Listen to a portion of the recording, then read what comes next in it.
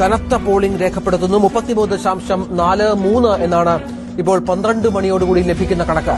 അത് മികച്ച പോളിംഗ് ആണ്. വലിയ ക്യൂ ആണ്. ആദ്യ മണിക്കൂറിൽ തന്നെ വോട്ട് രേഖപ്പെടുത്താൻ ആളുകൾ പോളിംഗ് ബൂത്തിൽ.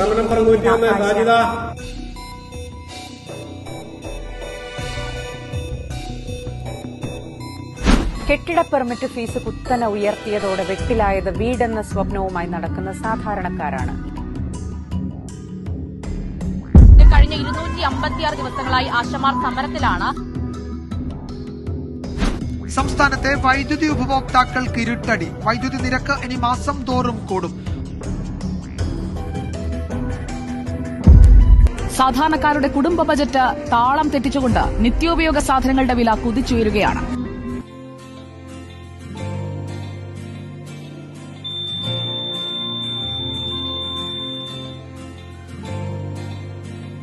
ഞാൻ വോട്ട് ചെയ്തു, എന്റെ പ്രതിഷേധം പ്രകടിപ്പിച്ചു. 10 വർഷത്തെ ദുരിതം അവസാനിപ്പിക്കണം. ഐക്യ ജനാധിപത്യ മുന്നണി നാട് ഭരിക്കണം. കേരളം ജയിക്കും. UDF നയിക്കും.